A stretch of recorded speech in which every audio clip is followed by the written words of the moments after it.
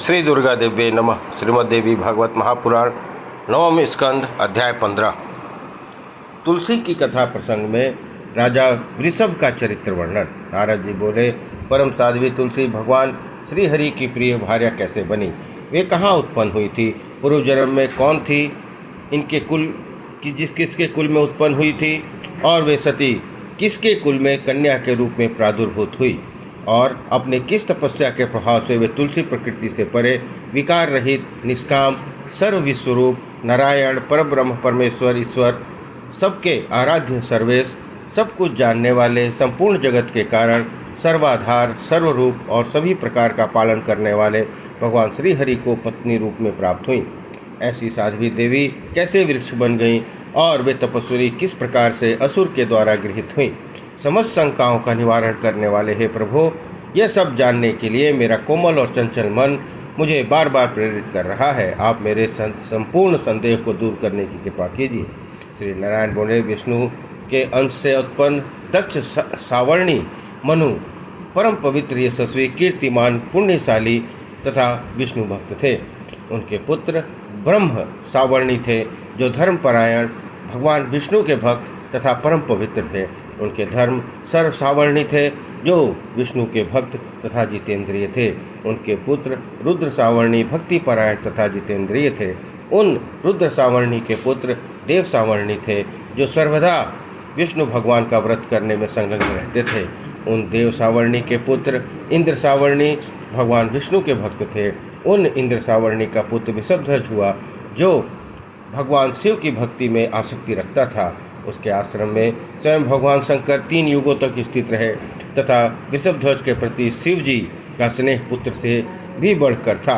वह भगवान नारायण लक्ष्मी सरस्वती इनमें किसी भी प्रति आस्था नहीं रखता था और उसने अन्य सभी देवताओं की पूज्य का परित्याग कर दिया था। अभिमान से चूर होकर वह भाद्रपद महीने में महालक्ष्मी की पूजा से विघ्न उत्पन्न करता था। इसी प्रकार उस पापी ने माघ शुक्ल पक्षमी के दिन समस्त देवताओं द्वारा विस्तृत रूप से की जाने वाली सरस्वती पूजा का भी त्याग कर दिया था। इस तरह केवल शिव की आराधना में निरत रहने वाले और यज्ञ का विष्णु की पूजन का निंदा करने वाले उस राजेंद्र वृषभध्वज पर भगवान सूर्यदेव कुपित हो गए और उन्होंने उसे शाप दे दिया, तुम श्री विहीन हो जाओ। यह शाप सूर्य ने उसे दे दिया था। इस पर स्वयं भगवान शिव हाथ में त्रिशूल लेकर सूर्य के पीछे दौड़े। तब सूर्य अपने पिता कश्यप के साथ ब्रह्मा की शरण में गए। तदंतर भगवान शंकर हाथ में त्रिशूल लिए हुए अत्यंत क्रुद्ध होकर ब्रह्मलोक के लिए प्रस्थित हुए। इस पर भयभीत ब्रह्मा जी ने सूर्य को आगे करके वैकुंठ लोक के लिए प्रस्थान कर दिया। वे संतप्त सूक्ष्म तालु वाले ब्रह्मा, संत कश्यप तथा सूर्य भयपूर्वक सर्वेश्वर नारायण की शरण में गए। उन तीनों ने वहां पहुंचकर मस्तक झुकाकर भगवान श्रीहरि को प्रणाम किया और बार बार उनकी स्तुति की।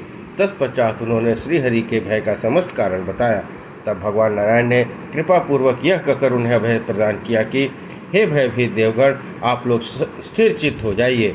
मेरे रहते आप लोगों को भय कैसा?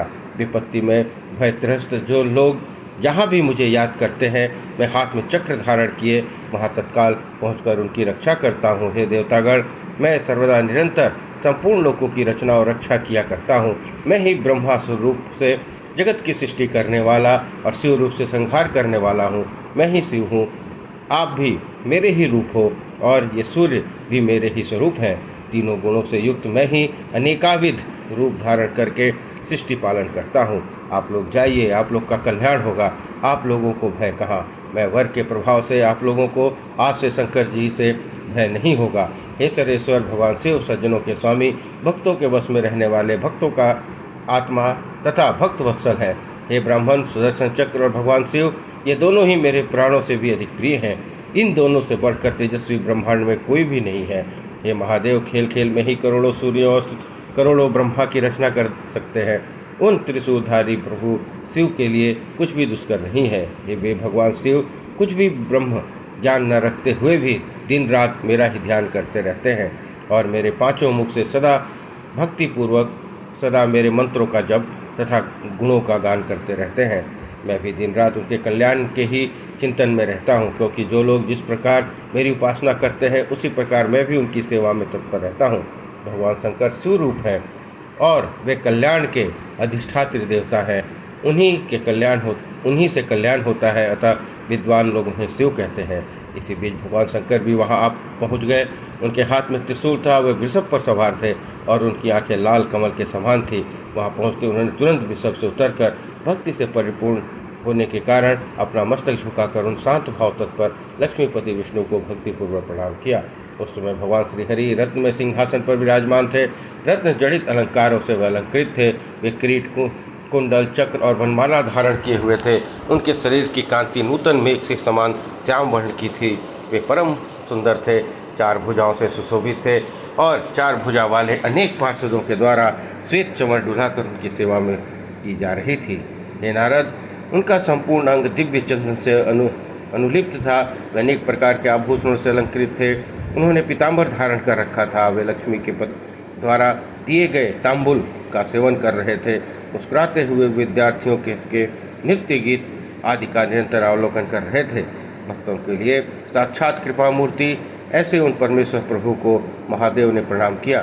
ब्रह्मा जी ने भी महादेव को प्रणाम किया और अत्यंत भयभीत सूर्य ने भी चंद्रशेखर शिव को भक्तिपूर्वक प्रणाम किया। इसी प्रकार कश्यप ने महान भक्ति के साथ शिव जी की स्तुति की और उन्हें प्रणाम किया। शिव सर्वेश्वर श्री हरि का स्तवन करके एक सुखप्रद आसन पर विराजमान हो गए। उनके बाद सुखमय आसन पर सुखपूर्वक विराजमान तथा विष्णु के पार्षदों द्वारा श्वेत चंवर डुलाकर सेवित होते हुए उन विश्रांत शिव जी ने से भगवान श्रीहरि अमृत के समान मधुर और मनोहर वचन में कहने लगे। विष्णु जी बोले, आप यहाँ किस लिए आए हैं और आप अपने क्रोध का कारण बताइए। महादेव जी बोले, सूर्य ने मेरे लिए प्राणों से भी अधिक प्रिय मेरे भक्त वृषभध्वज को शाप दे दिया है। यही मेरे क्रोध का कारण है। जब मैं अपने पुत्र तुल्य भक्त के शोक से प्रभावित होकर सूर्य को मारने के लिए उद्यत हुआ हूँ, तब उस सूर्य ने ब्रह्मा की शरण ली और पुनः सूर्य तथा ब्रह्मा ये दोनों आपकी शरण में आ गए। हे प्रभु, जो लोग ध्यान से अथवा वचन से भी आपकी शरण में आ जाते हैं, वे विपत्ति तथा भय से पूर्णतः मुक्त हो जाते हैं। वे जरा और मृत्यु तक को जीत लेते हैं। ये लोग तो प्रत्यक्ष शरणागत हुए हैं। इस शरणागति का फल क्या बताऊँ। आप श्री हरि का स्मरण सदा अभय और सर्वविध मंगल प्रदान करता है। हे जगत प्रभो, सूर्य के शाप के कारण श्री रहित और विवेकहीन मेरे भक्त का क्या होगा, ऐसे मुझे बताइए। विष्णु जी बोले, देव की प्रेरणा से 21 युगों तक बहुत बड़ा समय व्यतीत हो गया। यद्यपि वैकुंठ में अभी आधी घड़ी का समय बीता है, अतः अब आप शीघ्र अपने स्थान पर चले जाइए।